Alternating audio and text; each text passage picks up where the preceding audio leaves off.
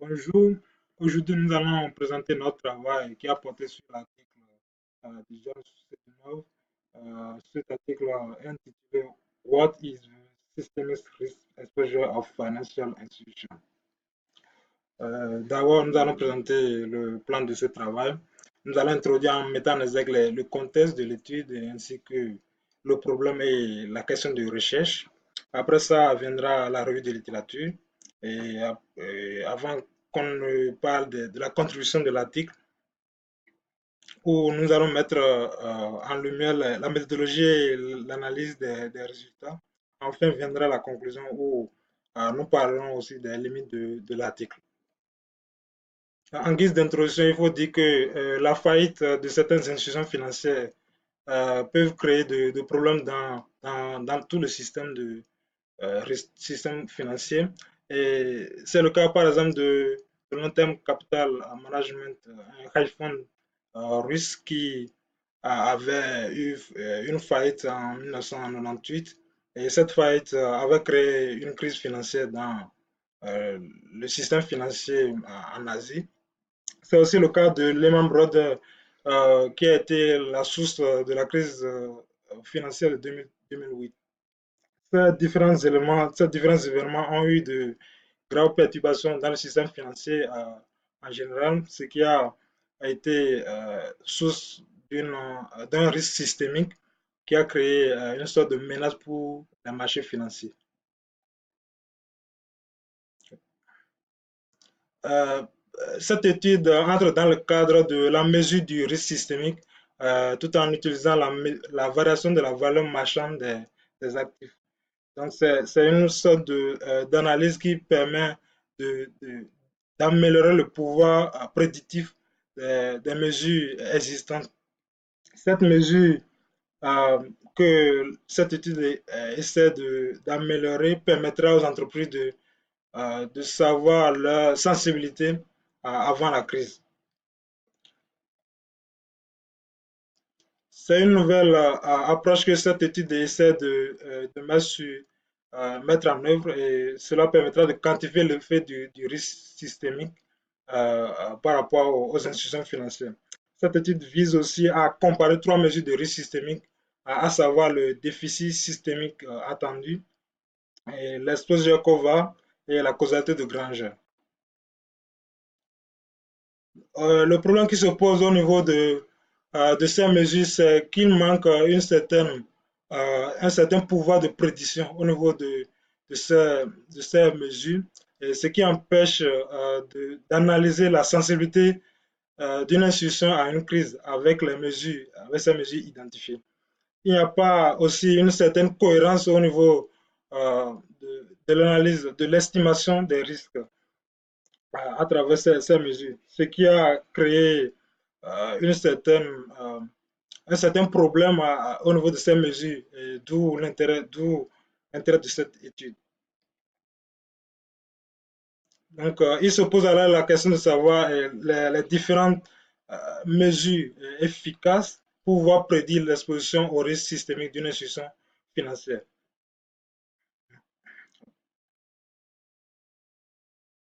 Voilà, à la suite de mon collègue, voilà, ici, il est question de parler de la revue de la littérature, c'est-à-dire d'essayer de faire un recueil en fait des différents articles qu'on peut parler sur le risque systémique. Et donc, nous ici, on a abordé trois notions de caractéristiques, en fait, trois caractéristiques d'une bonne mesure de risque systémique, qui sont la prévisibilité des performances, la prévision d'exposition et la performance dans le temps. Alors, qu'est-ce que chaque élément, chaque caractéristique en fait, d'une bonne mesure de risque systémique permet de pouvoir avoir? En fait, une bonne mesure en fait, de risque systémique permet de faire une prévision des performances, c'est-à-dire est-ce que les entreprises qui ont un haut risque en fait, est-ce que lorsque la crise débute, est-ce qu'ils ont un rendement élevé? Donc en fait ici on va savoir est-ce que la performance d'une entreprise joue au début lorsqu'elle a un risque élevé et lorsque la crise commence, est-ce qu'elle a une performance également équivaut? Également, une bonne mesure également d'être capable de faire ce qu'on appelle une prévision d'exposition, c'est-à-dire est-ce qu'une entreprise, est-ce qu'une institution financière qui est dépendante systémique 2 ans, 1 an avant la crise, l'est également au début de la crise.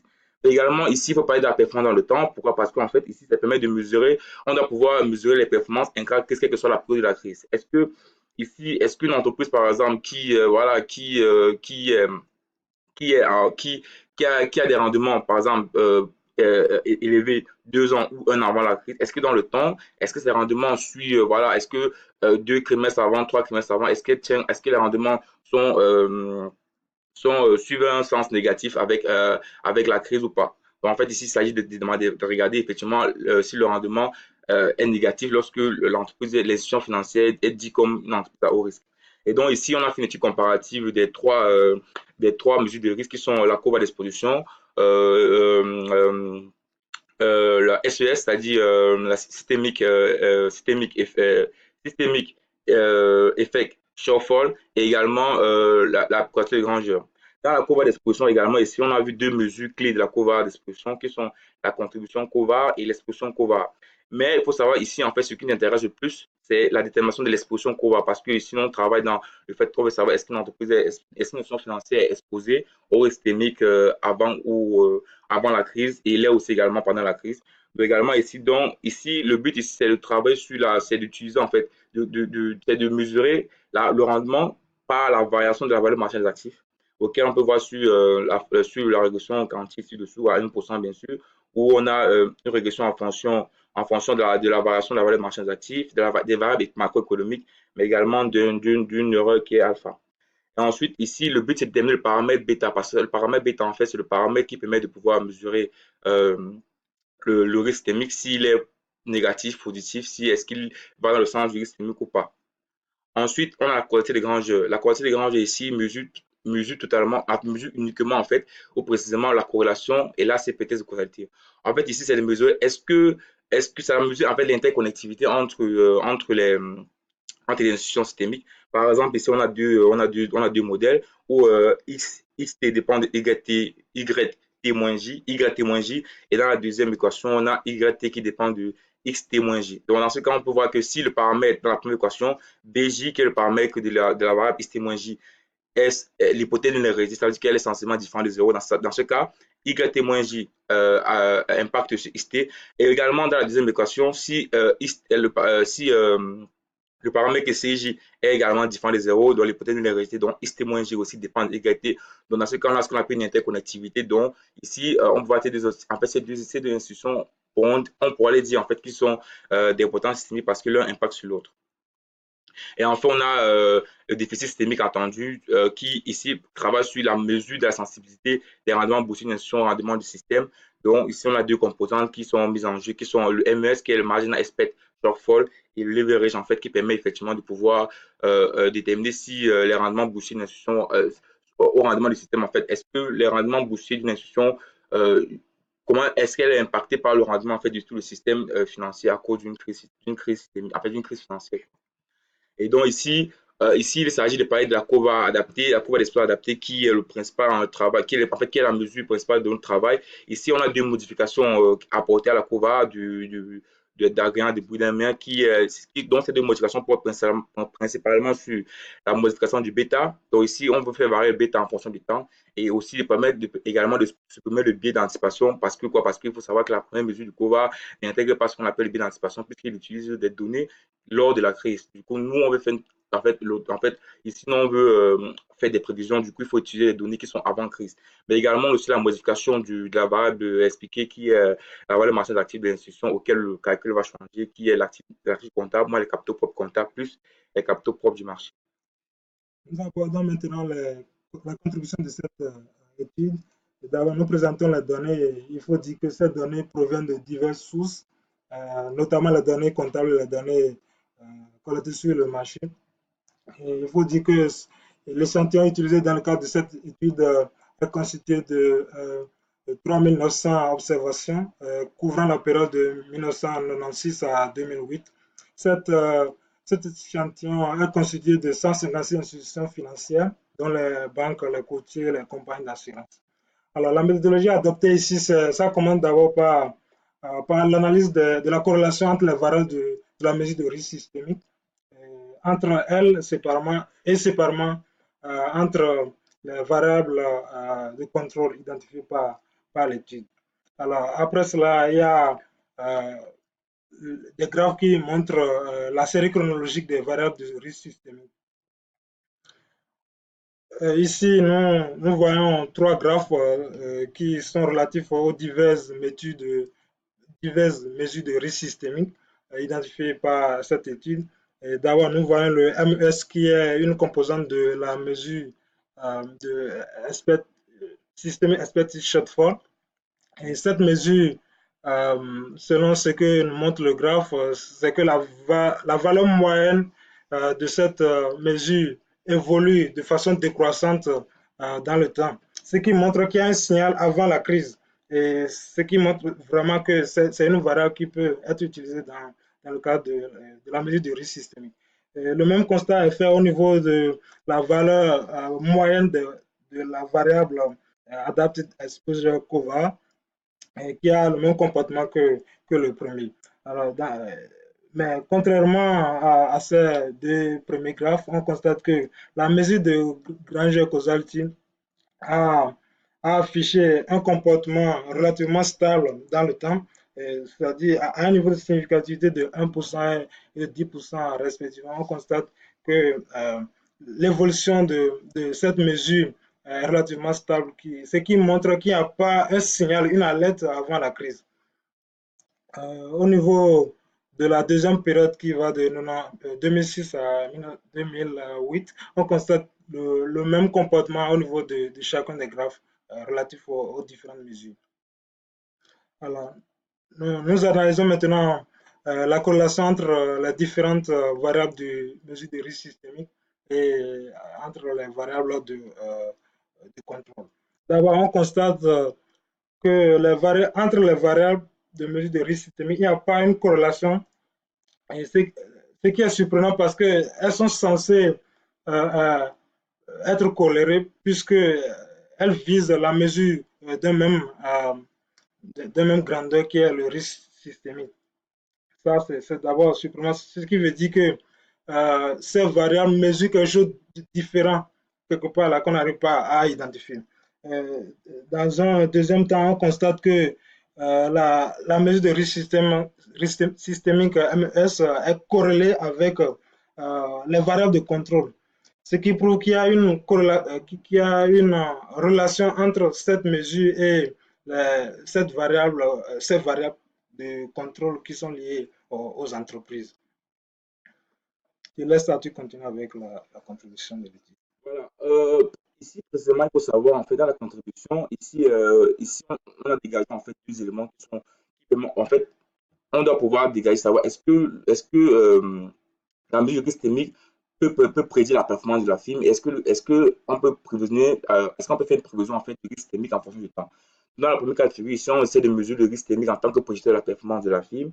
Et donc, ici, on a une régression auquel on a un autre rendement, le rendement auquel la valeur expliquée ici, qui est mesurée par la variation de la valeur marchande active. Également, on a le systémique indice IT-1 qui sont les trois mesures systémiques qu'on a eu précédemment.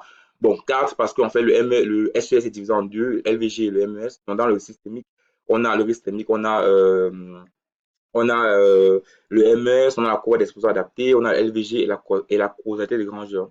Dans la variable contrôle, ici, on a le bêta du CAPM, on a la volatilité, on a l'ES, on a la barre et la taille de la film et les valeurs des actifs. Et enfin, dans les institutions, ce sont des variables muettes qui prennent des valeurs 1, 0, si, en fait 1, 0, 2, si c'est une banque, un courtier ou une assurance.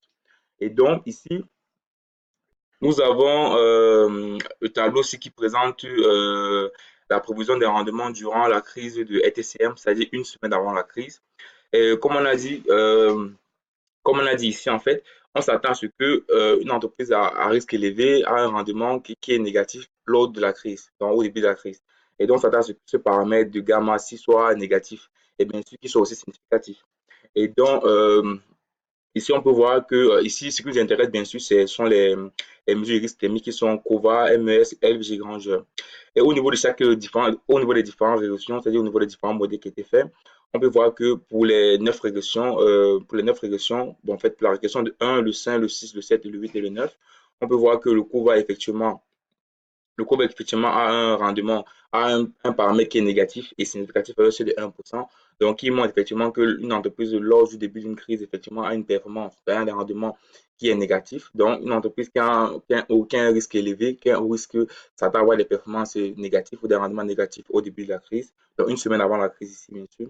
Et également pour les paramètres MES, LVG grandeur, on peut voir également que ces paramètres sont négatifs et positifs pour certaines mesures de risque. Mais ici, on voit qu'aucun de ces paramètres n'est significatif à 1%, à 5% ou à 10%. Donc, on peut dire donc que ces paramètres tendent vers zéro et donc on ne peut pas concrètement dire que ces mesures permettent de donner, de pouvoir prédire les rendements durant la crise des TCM une semaine avant la crise. Le même cas de figure se retrouve pour ce tableau qui également donne des prévisions du rendement durant la crise des Lehman Brothers, c'est-à-dire aux États-Unis, la crise des subprimes une semaine avant la crise. Et également, ici, on peut remarquer que pour la courbe d'exposition adaptée, on peut voir que pour chaque modèle, parce qu'on a fait différentes régressions effectivement avec différents paramètres, on peut voir que pour l'ensemble des régressions des modèles faits, ce paramètre est négatif, c'est-à-dire une entreprise à haut risque a des rendements moins élevés pendant la crise systémique. Et pour chaque modèle, on peut voir qu'il est significatif, par exemple ici à 1%, et là, peut-être là, on voit à 5%, et là à 10%.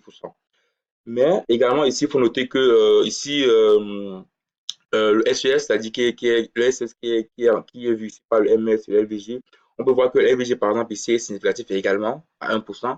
Donc ici, on peut dire que voilà, le LVG également peut être un élément important par rapport à celui de la crise de LTCM. On peut voir qu'ici, il permet de pouvoir, il demande effectivement que les entreprises à haut risque, effectivement, ont un rendement élevé. Mais ici, un contraire pour ça, on peut voir que dans le cas si par exemple les paramètres sont positifs. Donc ici, donc une entreprise à haut risque a des rendements élevés pendant la crise. Ce qui est paradoxal parce qu'on peut voir que normalement ça t'a au contraire. Donc du coup, on a l'impression que ici, cette mesure va au sens contraire que le cours adapté, ce qui montre qu'elle n'est pas assez efficace que ça. Et pour grand jeu également, on voit que grand jeu a des paramètres effectivement qui sont négatifs, donc qui vont dans le sens du fait qu'une entreprise à haut risque a des rendements négatifs une semaine avant la crise, mais on peut voir que ces paramètres sont pas significatifs, donc du coup, on peut dire que ces paramètres tendent des zéros et ne sont pas des mesures adaptées. Et donc, ici, on essaie de voir également on essaie de prédire maintenant 6 mois avant la crise. Comme vous voyez là, c'est T-2 parce qu'on travaille en termes de trimestres, donc 6 mois avant la crise, c'est deux trimestres, en fait, c'est 2 trimestres avant la crise. Donc, c'est ça, on travaille en T-2. Et également, ici, on peut voir que la courbe du bêta également est négative, c'est-à-dire, comme tout à l'heure on a dit, les rendements sont négatifs au début de la crise et également sont significatifs à 1% et à 5%. On peut voir que par exemple, MS ici, on a deux modèles. Pour le modèle 2 et le 5, on voit que c'est significatif à 5%.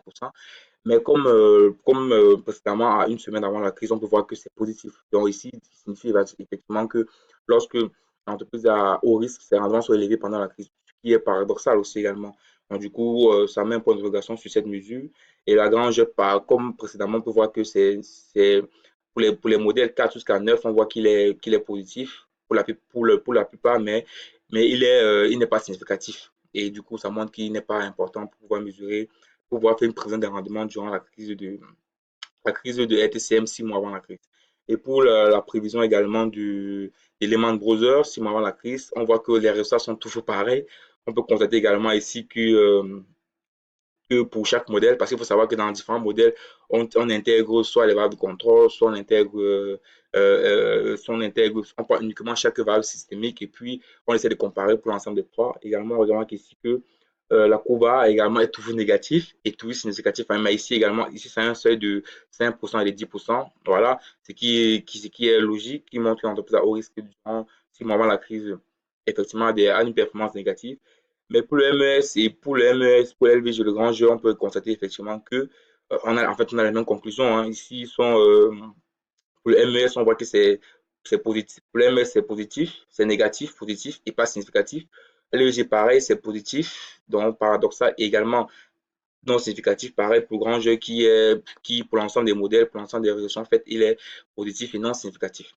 Donc, en fait, dans ce cas de figure, on peut dire 6 mois avant la crise ou une semaine avant la crise, la courbe d'exposition adaptée est la meilleure parce que ça permet de pouvoir donner une mesure qui montre effectivement qu'une entreprise, 6 mois ou une semaine avant la crise, a des performances. Donc, une entreprise qui a haut risque, 6 mois ou une semaine avant la crise, a des rendements ou a des performances qui sont moins élevées lors du début de la crise.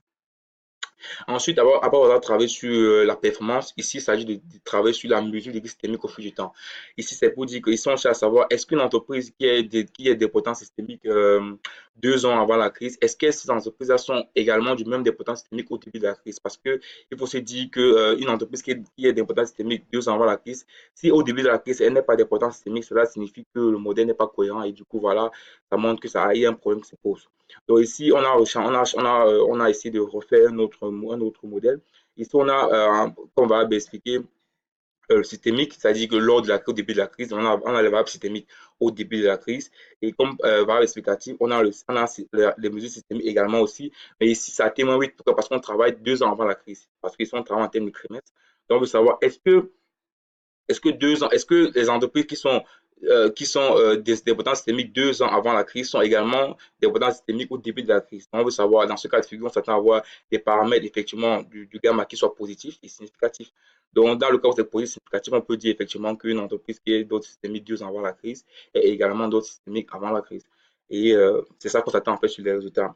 Et qu'est-ce que les résultats nous montrent? Voilà, les résultats effectivement ici nous montrent que 2 ans avant la crise, on voit que le cours va effectivement est positif. Donc, ce qui montre effectivement que les entreprises 2 ans avant la crise restent systémiques au début de la crise et significatif, hein, c'est de 1%.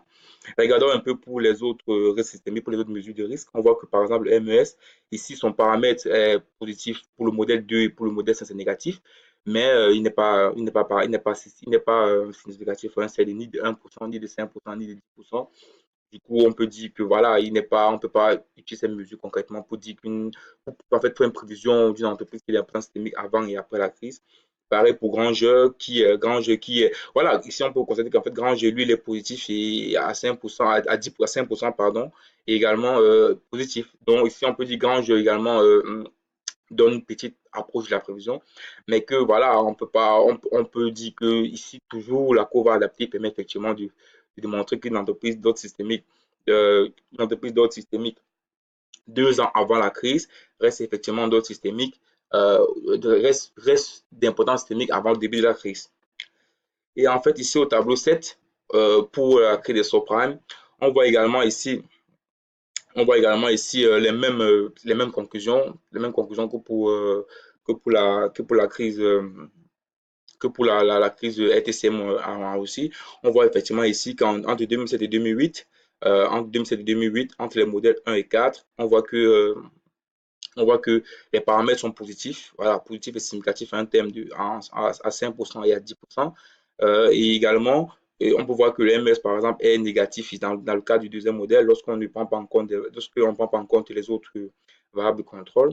On voit ici effectivement qu'il est négatif également lorsqu'on prend en compte les variables de contrôle et significatif à 1%, mais on peut constater qu'en fait, avec l'intégration des variables de contrôle qui était significative, du coup, ça pose un problème de significativité. Et dans ce cas, on voit également que pour grand jeu, c'est pareil. On voit que grand jeu est négatif et significatif pour modèle 9. Mais dans ce cas de figure, il ne respecte pas l'équation qui dit effectivement que dans ce cas de figure, on s'attend à ce que les paramètres soient positifs. Donc, on peut dire dans ce cas de figure également que la courbe d'exposition adaptée est la meilleure mesure pour pouvoir faire des prévisions pré-crise dans 2 ans avant la crise. Et enfin, ici, en fait, cette tableau ça permet de montrer la robustesse. Donc, pourquoi? Parce qu'il faut savoir que, ici, on veut savoir, est-ce que le courbe adapté permet de dire, en fait, est-ce que ça permet de mesurer, est-ce qu'on peut dire, en fait, qu'une entreprise, est-ce que jusqu'à quel niveau on peut dire que les rendements d'une entreprise à haut risque, en fait, est négatif, en fait, au sens contraire que ces rendements. Et donc, ici, on a essayé de calculer, de mesurer la robustesse 2 ans avant la crise. On peut voir que sans variable de contrôle avec les actifs et retourne avec avec des mesures et effets fixes et d'avoir, on peut voir que pour chaque élément, on peut voir que un trimestre, 2 trimestres, 3, 4 trimestres avant la crise, que ce soit pour la crise de 98 et de 2008, on peut voir qu'il est significatif à 1 an et également significatif et négatif avant la crise. Donc, ça veut dire que le modèle à courbe adapté permet effectivement de pouvoir mesurer les performances de l'entreprise 1 an, c'est-à-dire 1 an avant la crise et voilà, il permet de pouvoir, c'est-à-dire qu'il permet de pouvoir donner des indications sur son rendement 1 an avant la crise, en fait, de l'entreprise 1 an avant la crise. Donc, il est sans doute très intéressant. En conclusion, il convient de rappeler que cette étude a abordé la question de l'efficacité des mesures de risque systémique. Elle a adopté une approche comparative suivie des régressions transversales pardon, qui ont révélé que la mesure de COVA adaptée est un outil de prévision et d'estimation de l'exposition au risque systémique. C'est un outil de prévision qui permet de prédire le risque auquel est confrontée l'entreprise avant la crise. Alors, cette mesure, comparée avec d'autres mesures, a révélé que c'est une meilleure mesure en termes de résultats qu'elle donne. Donc, cette analyse comparative nous a permis de comprendre que c'est une mesure qui donne les meilleurs résultats que les autres. Alors, ensuite, il faut dire que cette étude a prouvé que les institutions à haut risque avant et pendant la crise ont le même comportement. C'est-à-dire que ces institutions sont exposées au risque euh, avant et pendant la crise. Et les modifications apportées à la COVA d'exposition permettent d'utiliser cette nouvelle mesure pour des fins prévisionnelles. Ces modifications aussi vont permettre finalement aux régulateurs, aux dirigeants d'observer et d'utiliser directement la mesure de COVA, l'exposition d'un établissement, plutôt que de se focaliser sur la mesure historique pour pouvoir prendre leurs décisions. Alors, la mesure de COVA de l'exposition adaptée remplit donc les conditions fixées préalablement pour qu'on dise qu'une mesure a un pouvoir prédictif au niveau, en termes de prévision de la crise par rapport à une institution financière. La COVA d'exposition adaptée est la meilleure mesure, comme nous l'avons dit tantôt, pour fournir les signes avant la crise et pour prévoir la performance des établissements en cas de crise. C'est vrai, on reconnaît l'avantage que donnent les autres mesures, mais il faut dire que cette mesure mise sur pied par cette étude euh, permet d'avoir de meilleurs résultats et il convient vraiment de notifier ça. Donc, finalement, cette étude a une implication en termes parce qu'elle permet d'avoir finalement une nouvelle méthode pour les acteurs du domaine de la finance, notamment les dirigeants des institutions ainsi que les investisseurs. Alors, ces acteurs pourront finalement utiliser cette approche développée pour pouvoir comprendre l'impact d'une crise potentielle, euh, l'impact qu'une crise potentielle aurait sur une institution bien avant son déclenchement et pouvoir anticiper sur ces événements en agissant sur des informations disponibles. C'est une mesure qui est aussi utile pour avoir une prévisibilité à court terme. Alors, il convient aussi de noter quelques limites pour cette étude parce qu'on constate qu'il est difficile de savoir exactement quand une crise peut se produire malgré l'importance de l'étude. Dans cette étude, on constate aussi que les régulateurs ainsi que les dirigeants ne peuvent utiliser la mesure finalement améliorée pour pouvoir faire des prévisions. Donc, ils ne peuvent le faire qu'à court terme. C'est vraiment une limite de l'étude. On note aussi que bien que l'étude a mentionné les limites des autres mesures, elle n'a pas pu vraiment prouver pourquoi ces mesures ont des performances différentes à travers les différentes périodes. C'est vraiment une chose qu'on a notée au cours de cette étude. Merci pour votre attention et